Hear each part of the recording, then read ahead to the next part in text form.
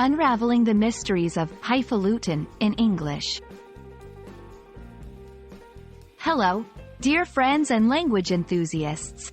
Today, we're going to dive into an interesting and somewhat humorous term in the English language, highfalutin.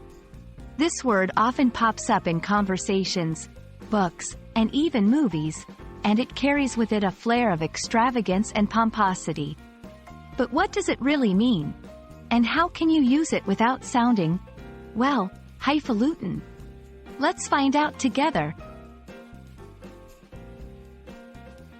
Highfalutin is an adjective used to describe something or someone that is attempting to be grand, showy, or fancy in a way that can be seen as unnecessary or excessive.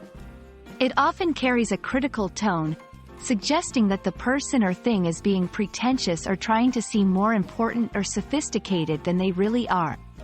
For example, if someone uses overly complex vocabulary just to sound smart, you might say their language is highfalutin. Or, if a restaurant has an excessively ornate decor and menu items with overly extravagant descriptions, you might describe the establishment as highfalutin. The word highfalutin has a rather mysterious origin.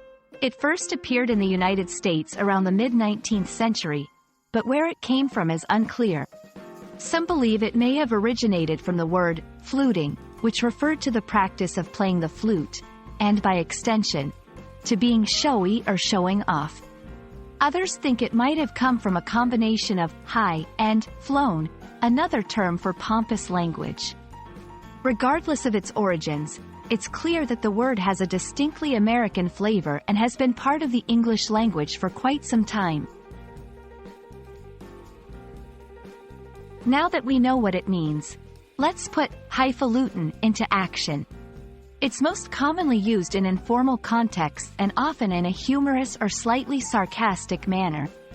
I didn't enjoy the lecture.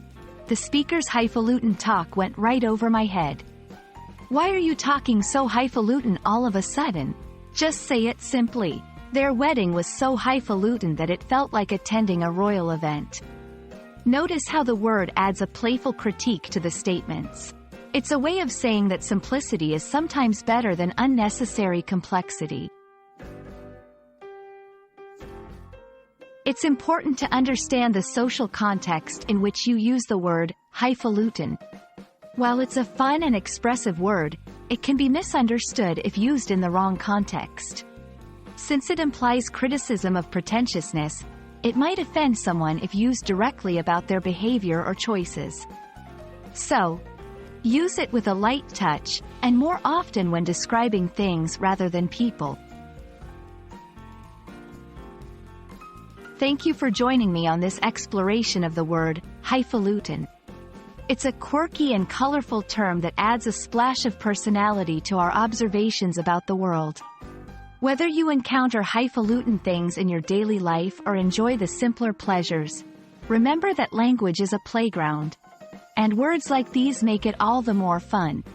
Happy learning, and I hope this video has helped demystify this lofty term.